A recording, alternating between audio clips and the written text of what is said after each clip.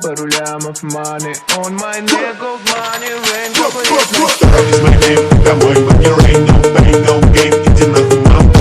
Assalamualaikum warahmatullahi wabarakatuh. Selamat pagi Bapak, Ibu, dan rekan operator sekalian. Bersama saya Nugroho Adi. Pada kesempatan pagi hari ini saya akan membuat panduan tentang pendataan non-ASN. Namun sebelum saya membuat panduan, di sini saya akan menyampaikan beberapa hal terkait dengan peraturan. Peraturan untuk pendataan non-ASN sendiri dapat rekan-rekan lihat pada surat edaran Permenpan RB ya. Ini Permenpan RB. Kita lihat suratnya, Permenpan RB-nya. Ya, di sini sudah jelas ya, pada 22 Juli bahwasanya menindaklanjuti surat Menteri Pan RB nomor sekian-sekian bahwasanya tentang manajemen P3K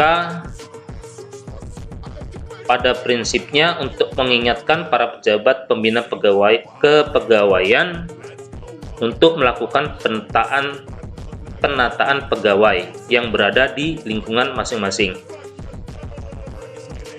Dalam hal ini, pegawai non-ASN yang bekerja di instansi dalam jangka waktu paling lama 5 tahun dapat diangkat menjadi P3K apabila memenuhi persyaratan sebagaimana diatur dalam peraturan pemerintah ini.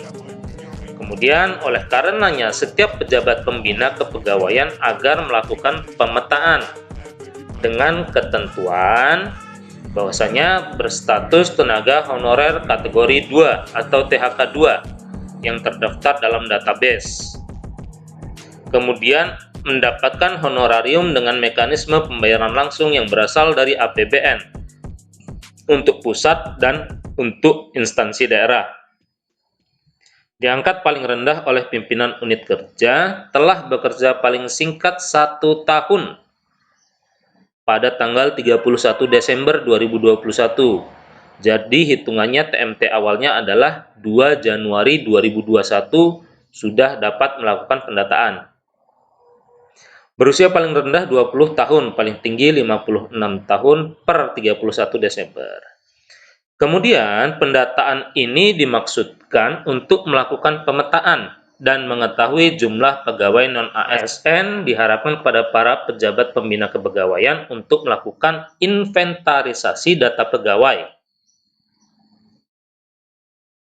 paling lambat tanggal 30 September sebagaimana lampiran 1 dan lampiran 2. Lampiran 1 dan lampiran 2 ini kemarin sudah kita data ya, mungkin dibantu oleh Korwil ataupun operator kecamatan untuk mendata melalui lampiran 1 dan lampiran 2. Penyampaian data pegawai non-ASN harus disertai dengan SPTJM.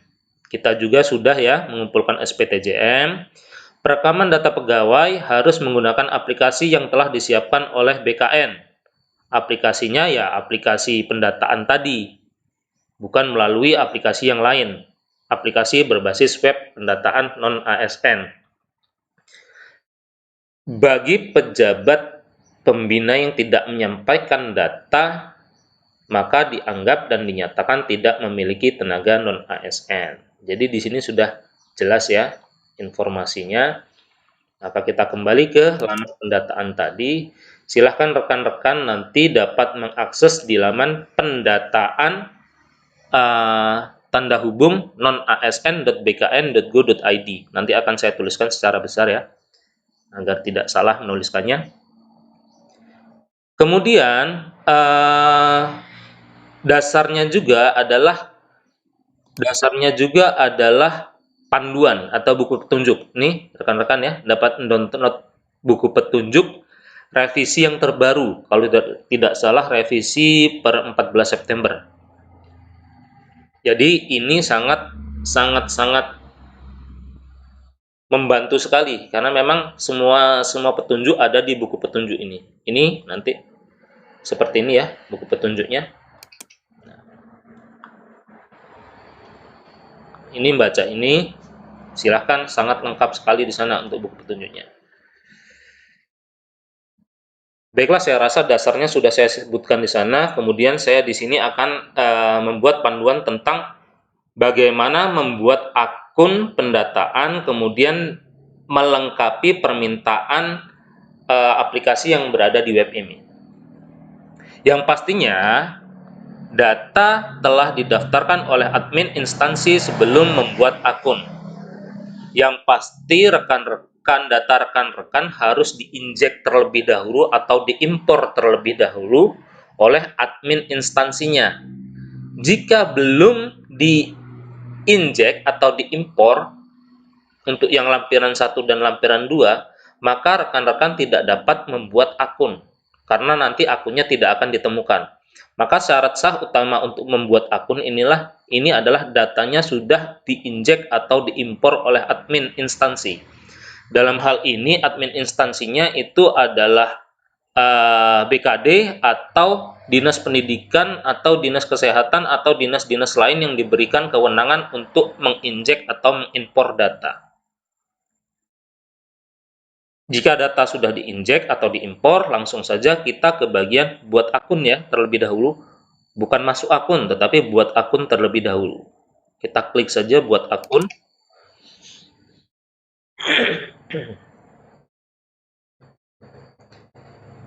Di sini adalah langkah pertama, pengecekan identitas. Selamat datang di pembuatan akun pendataan non-ASN. Siapkan KTP Anda dalam pembuatan akun ini, di mana data tersebut akan divalidasi dengan data kependudukan di Dukcapil. Kita isi datanya sesuai, yang pertama NIK ya. NIK kita isi sesuai dengan KTP. Kemudian untuk nomor kartu keluarga juga kita lihat sesuai dengan nomor KK-nya. Nama lengkap sesuaikan dengan nama lengkap yang ada di KTP. Kemudian tempat lahir, kita tempat lahir lihat yang ada di KTP. Untuk tanggal lahir, ini kadang kalau kita klik seperti ini akan sulit diklik ya. Nah, akan sulit diklik. Jadi caranya adalah kembali ke tempat lahir dulu, kemudian kawan-kawan dapat menekan tombol tab yang ada di keyboard. Maka akan keluar di sini formatnya ya. Saya ulangi, rekan-rekan dapat menekan tombol tab agar datanya keluar seperti ini. Kemudian jika sudah keluar, baru rekan-rekan dapat cari tahunnya berapa ya, bisa dicari di sini tahunnya. Kemudian bulannya juga seperti itu, bulan ada di sini.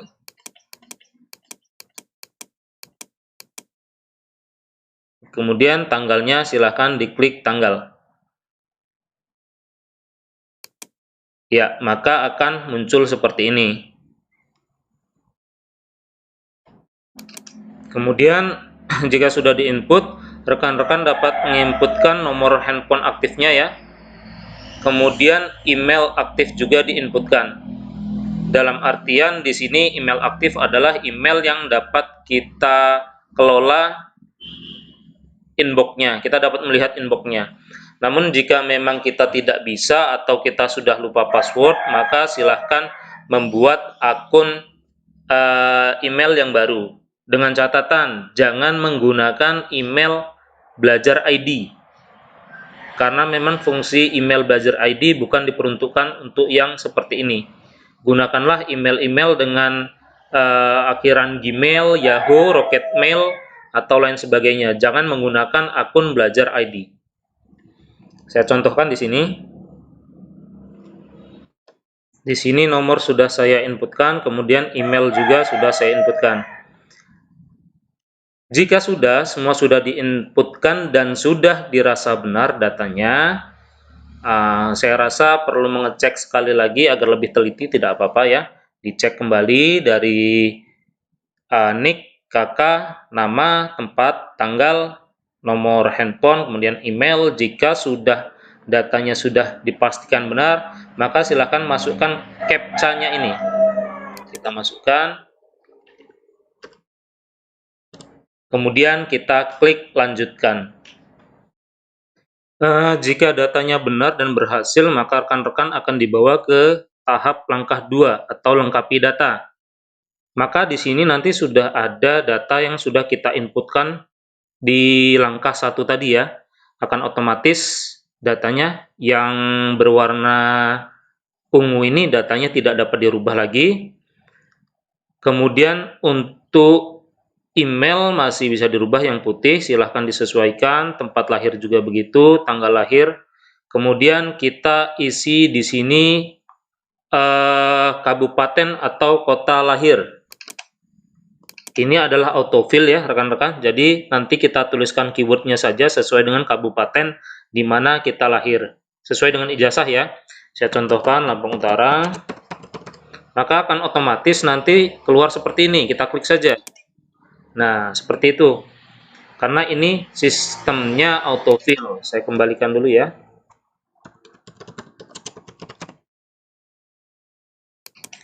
Kemudian di bagian ini ada password yang harus kita buat. Password ini nanti akan kita gunakan untuk masuk ke dalam akun kita.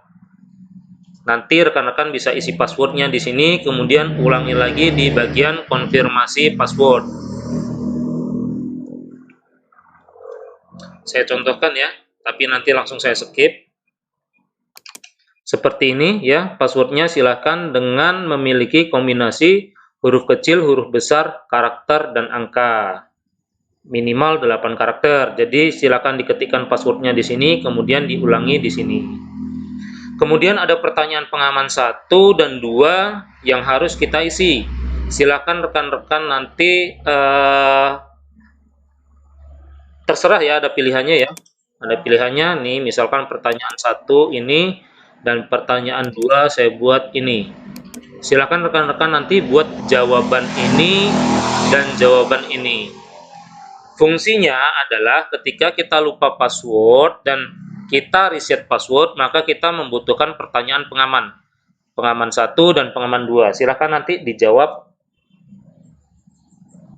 Ini contohnya ya, sudah saya jawab. Kemudian untuk pertanyaan 2 juga sudah jawab.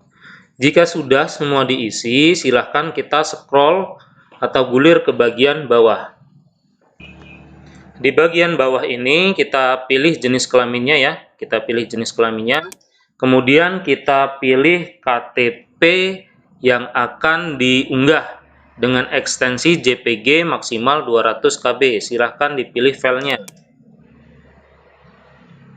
Nah, misal sudah ketemu, kita klik saja, kemudian kita klik open.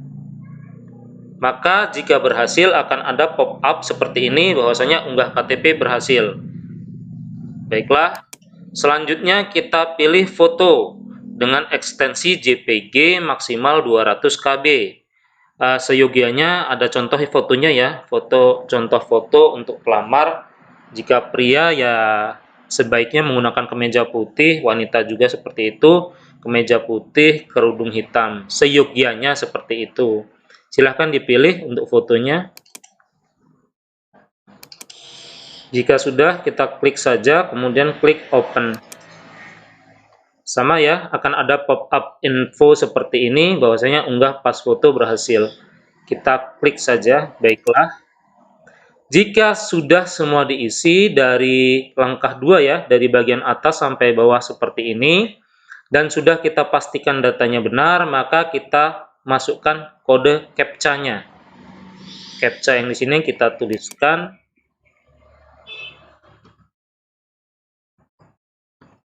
Kemudian kita klik lanjutkan.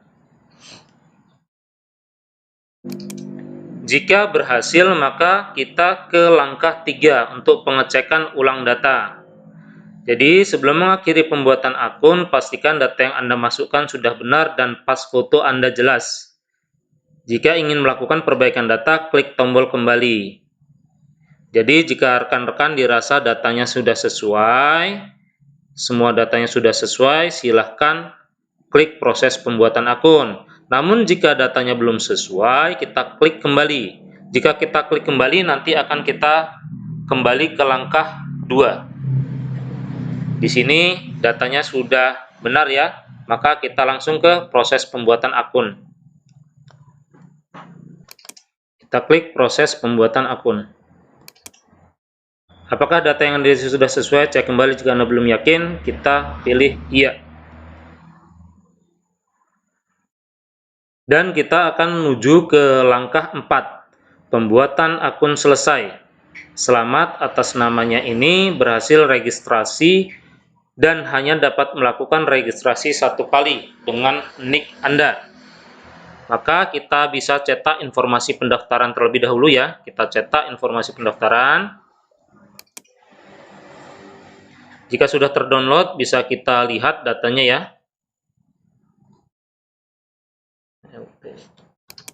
Dan ketika kita buka tadi yang sudah kita download, akan seperti ini bentuknya ya. Akan seperti ini bentuknya, itu artinya kita sudah berhasil membuat akun di pendataan non-ASN. Kita kembali ke sini tadi. Selanjutnya, setelah kita membuat akun, maka kita bisa klik ke bagian login atau ke bagian lanjutkan login pendaftaran. Sama saja, login atau lanjutkan login pendaftaran tidak apa-apa. Kita klik saja. Nanti akan muncul yang seperti ini ya, untuk bagian login pendataan. Silahkan untuk username-nya kita isikan sesuai dengan nick yang kita daftarkan tadi ya. Isikan nick. Dan passwordnya adalah password yang sudah kita buat juga tadi. Jika sudah diinputkan nick-nya dan passwordnya, kita klik saja masuk. Dan ini adalah laman ketika kita masuk di pendataan ya. Di sini saya jelaskan ada tab bagian biodata, kemudian ada tab bagian riwayat pekerjaan, kemudian tab terakhir adalah bagian resume. Kita baru ada di tab 1 biodata, pengisian biodata, silahkan lengkapi isian biodata dengan benar. Ini tadi adalah sudah kita peroleh ya dari langkah-langkah sebelumnya. Kita isikan yang masih bertanda merah, kotak merah seperti ini. Ini kita isikan sesuai dengan panduan dan buku petunjuk ya, yang sudah kita download tadi. Langsung saja kita isi ya. Kita isi ya, kabupaten atau kota domisili, tempat di mana kita tinggal. Silakan rekan-rekan dapat mengetikkan ya. Misal di sini saya tulis, ini pun autofill ya. Jadi rekan-rekan cukup tulis kemudian pilih status perkawinan, silakan dipilih. Kemudian gelar depan sesuai ijazah, silakan dicek di ijazahnya. Bila tidak memiliki gelar depan, maka isi dengan tanda hubung. Maka jika tidak memiliki, kita isi dengan tanda hubung. Gelar belakang lihat kembali di ijazahnya.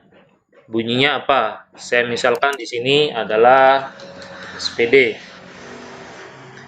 Kemudian alamat domisili. Ini diisi dengan alamat domisili atau tempat tinggal rekan-rekan sekalian. Silakan disesuaikan dengan tempat tinggalnya. Kemudian kita pilih agama. Silakan dipilih agamanya. Pilih Islam ya. Jika sudah kita isi yang bagian atas, silakan di-scroll ke bagian bawah. Di bagian ini ada kelengkapan ijazah terakhir ya. Silakan unggah ijazah terakhir dengan ekstensi PDF ukuran 100 sampai 2 MB, 100 KB sampai 2 MB. Jadi rekan-rekan silahkan unggah di sini ijazah terakhirnya, silahkan diklik unggah. Kemudian dicari. Jika sudah ketemu, diklik saja, kemudian klik open. Maka akan otomatis datanya nanti terunggah. Nah, akan muncul pop-up seperti ini. Dan untuk memastikan apakah ijazah yang kita unggah berhasil atau tidak dan benar atau tidak, maka kita klik saja lihat. Maka nanti akan muncul pop-up yang seperti ini ya.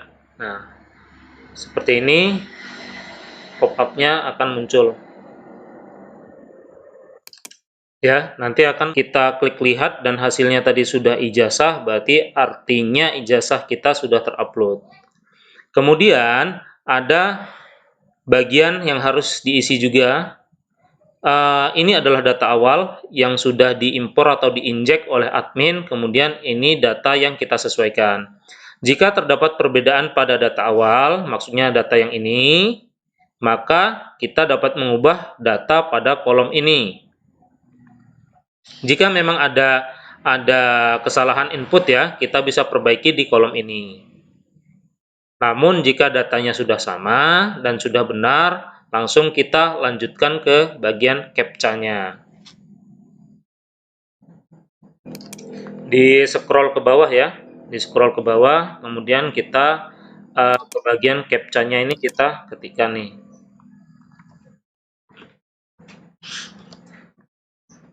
Ingat, pastikan data yang sudah kita isi di atas di bagian biodata ya, pengisian biodata ini sudah benar. Isilah bagian formulir, ini petunjuknya ya. Ini petunjuknya, sudah jelas petunjuknya di sini, dan jika sudah kita klik selanjutnya. Maka kita akan berpindah ke bagian 2. Jika tadi biodata, kita pindah ke riwayat pekerjaan. Riwayat pekerjaan, silahkan isi riwayat pekerjaan Anda. Di sini yang harus rekan-rekan ketahui bahwasanya sesuai dengan buku panduan, riwayat pekerjaan yang diinputkan adalah riwayat pekerjaan selama 5 tahun terakhir. Silahkan dicek di buku panduannya, ya.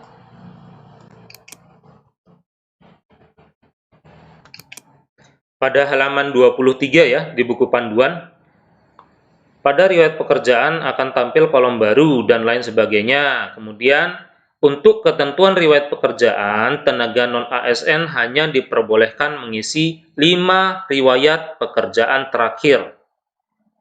Jadi, hanya 5 riwayat pekerjaan terakhir saja yang rekan-rekan inputkan di pendataan non-ASN. Kita kembali lagi ke sini. Nih, ini baru satu riwayat ya. Satu riwayat ini diinput oleh admin melalui impor data. Ketentuan pengisian data riwayat ini ya yang harus rekan-rekan baca. Riwayat pengerjaan yang ditambahkan hanya dari instansi penempatan sekarang. Jadi hanya di instansi saat ini saja yang diinputkan selama 5 tahun terakhir. Anda dapat menambahkan data riwayat pekerjaan sebelum mengakhiri proses pendataan. Jika sudah selesai mengisi data riwayat pekerjaan, klik tombol selanjutnya. Oke. Jadi rekan-rekan mengisi ini hanya di instansi penempatan sekarang saja. Dan selama 5 tahun terakhir, tidak perlu menambahkan dari misalkan sudah 10 tahun ya. 10 tahun misalkan dari 2012 berarti jika 10 tahun. 2011 ya. 2011 rekan-rekan tidak perlu menginputkan riwayatnya dari tahun 2011. Hanya 5 tahun terakhir saja. Dihitung dari per Desember 2021. Ya. Per Desember 2021. Bukan 2022. Karena 2022 belum berakhir riwayatnya.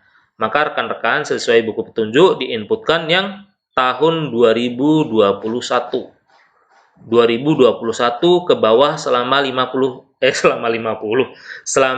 tahun terakhir. Jadi kalau saya rekap hanya 2021, 2020, 2019, 18, 17. Ini sudah 5 tahun. 2022 tidak perlu diinputkan. Jadi dari 2017 sampai 2021. Silahkan diinputkan di sini. Hanya 5 tahun terakhir saja. Dan di instansi penempatan sekarang. Jika sudah berpindah-pindah, ya instansi terakhirnya ini yang diinputkan. Bukan instansi yang lama. Instansi terakhir yang diinputkan adalah instansi yang saat ini selama 5 tahun terakhir. Ini sudah ada ya dari import data. Jadi jika rekan-rekan ingin mengubah data ini. Jika ada kesalahan silahkan di menu ubah. Kemudian buktinya adalah rekan-rekan melampirkan SK pengangkatan, dan rekan-rekan melampirkan bukti pembayaran atau slip gaji pada saat SK itu berlaku. Misalkan tahunnya adalah tahun 2020, maka rekan-rekan unggah SK yang tahun 2020. Ya, silahkan dia berupa PDF. Ya, berupa PDF tahun 2020 SK-nya. Silahkan rekan-rekan cari. Kemudian nanti jika sudah, klik unggah, maka akan otomatis terunggah. Kemudian bukti pembayaran juga seperti itu. Bukti pembayaran berarti per periode tahun 2020. Jika 1 tahun, maka bukti pembayarannya dijadikan 1 file PDF saja. Misalkan pembayarannya berdasarkan tahap ya, tahap 1, tahap 2, tahap 3 jika BOS, maka 3 bukti pembayaran itu jadikan 1, jadikan file PDF, kemudian unggah. Kemudian rekan-rekan menambahkan 4 tahun lagi ya, 4 riwayat lagi, karena di sini 2020 sudah, maka kita tambahkan yang tahun 2021 terlebih dahulu. Nomor SK-nya silahkan diisi sesuai dengan nomor SK, tanggal SK-nya juga begitu, tanggal mulai kerja juga begitu, tanggal berakhir kerja nanti akan kita langsung saja ya, biar lebih paham. Kita inputkan nomor SK ya, nomor SK pada bagian atas bagian surat. Kemudian kita inputkan tanggal SK sesuai dengan tanggal SK berapa, tanggal SK-nya.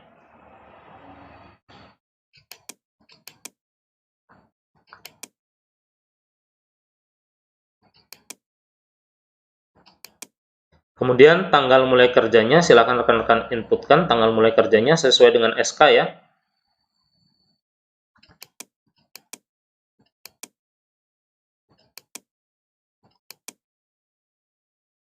Jika sudah tanggal mulai kerja, maka tanggal akhir kerjanya. Silakan dilihat tanggal akhir kerjanya di SK-nya. Jika rekan-rekan bingung untuk tanggal mulai kerja dan tanggal berakhir kerja karena tidak tertera di SK, maka rekan-rekan dapat menggunakan pembuatan SK-nya. Pembuatan SK per tahun anggaran Januari atau per tahun ajaran per Juli. Normalnya SK itu berlaku selama 1 tahun. Jadi rekan-rekan kalau memang menggunakan tahun anggaran per Januari, maka berakhirnya adalah per Desember. Per Desember ya.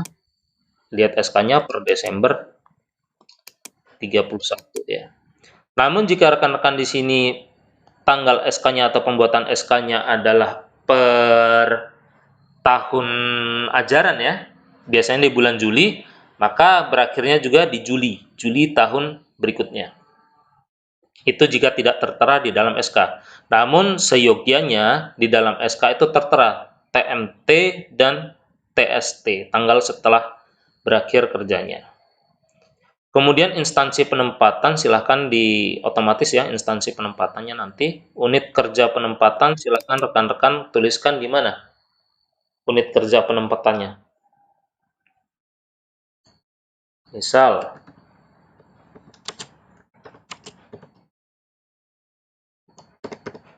nah, ini tidak autofill, maka rekan-rekan dapat mengetikkannya saja. Untuk rekan-rekan sendiri, untuk pemilihannya agar seragam ya, saya rasa bisa melihat di bagian referensi UNOR. Jika rekan-rekan masih ingat pada video yang sudah saya buat ya, tempo lalu, bisa melihat pada referensi UNOR. Nama UNOR-nya apa? Pastekan saja di sini. Nama UNOR ya. Kemudian jabatannya sebagai apa? Jabatan juga di sini tidak, jabatannya maksudnya tidak autofill ya. Jadi rekan-rekan bisa mengisi secara manual jabatannya sesuai dengan SK-nya apa. Kemudian pendidikan, misalkan jabatannya adalah sebagai tenaga pendidik, atau sebagai guru kelas, atau sebagai guru mapel, atau apa, sesuaikan dengan bunyi yang ada di SK-nya. Kemudian pendidikan terakhirnya apa? Contoh S1, nanti di sini sudah ada, ini autofill. S1 pendidikan, bahasa, dan sastra. Nanti di sini autofill, rekan-rekan nih ketemu S1 ya. S1 kita mungkin clue-nya ke S1 pendidikan, bahasa Indonesia. Jadi clue-nya harus di ini ya. Nih, ketemu ya. Ada pendidikan bahasa Indonesia dan sastra. Ini autofill. Jadi rekan-rekan harus mengklik sesuai dengan daftar yang ada di sana. Ini manual, ini autofill. Jadi carikan dulu clue-nya, kemudian pilih yang sudah ada dalam daftar. Jabatan penandatanganan SK. Di sini jabatan penandatangannya SK siapa? Apakah kepala sekolah atau siapa? Di sini tulis kepala sekolah misalkan. Hanya saja di sini karena bupati ya saya tulis bupati. Kemudian jenis jabatan penandatanganan SK siapa? Di sini bisa dipilih ya. Rekan-rekan bisa milih di sini kepala satuan ini kepala atau sekda atau siapa. Karena di sini bupati, saya pilih yang bupati. Kita cari yang bupati. Bupati. Nah, ketemu bupati. Jenis pembayarannya, nah ini karena dia TKD ya, tenaga kontrak daerah, ini ke APBD. Jika sudah, nah, sudah seperti ini, APBD. Jika sudah, klik simpan. Pastikan dulu datanya benar ya. Datanya benar, untuk kinerja penempatan sudah benar, tenaga pendidik, kemudian klik simpan.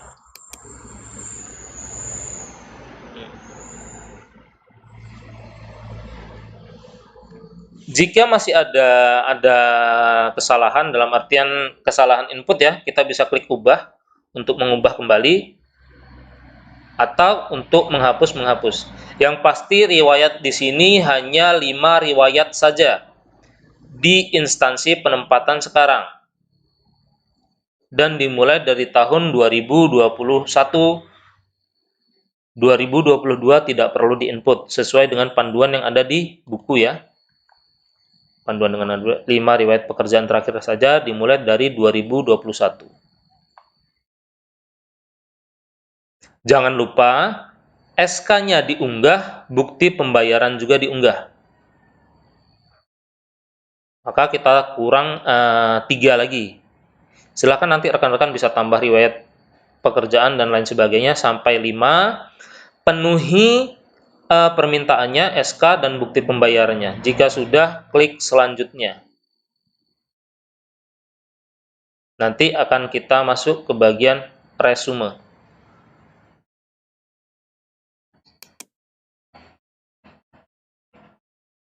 Nah, ini di bagian terakhir langkah kita.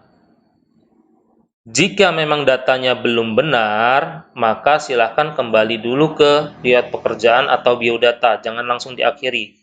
Namun jika datanya sudah benar, sudah dipastikan datanya benar, riwayat pekerjaan sudah benar, bukti pembayaran karena belum saya upload ya, jadi belum saya bisa lihat, SK-nya juga belum bisa saya lihat. Nanti klik centang di bagian sini, kemudian klik selanjutnya. Maka otomatis rekan-rekan sudah dapat membuat bukti pelengkapan berkas yang ada di laman daftar pendataan ini. Nanti karena saya belum upload ya, jadi belum saya bisa resume. nanti bentuk akhirnya akan seperti ini. Nah, nanti akan bentuk akhirnya seperti ini. Ada bukti pendataan tenaga non-ASN. Seperti ini bentuknya. Ini adalah bukti bahwa kita sudah melakukan pengisian pendataan sampai kepada tahap resum. Tahap akhir ini. Dan tahap resum ini harus diakhiri. Jika tidak diakhiri sampai tanggal yang ditentukan oleh instansi, kalau tidak salah per 30 September, maka artinya tidak mengirimkan data Anda. Jadi hanya membuat akun tetapi tidak mengakhiri pendaftaran, maka dianggap tidak terdata.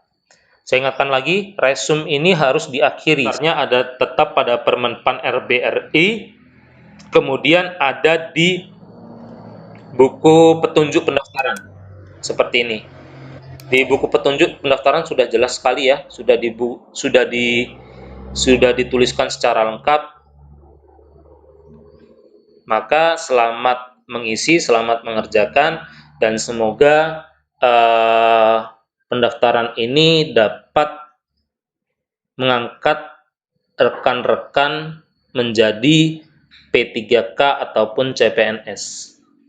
Sekian, terima kasih dari saya. Akhirul kalam, wassalamualaikum warahmatullahi wabarakatuh.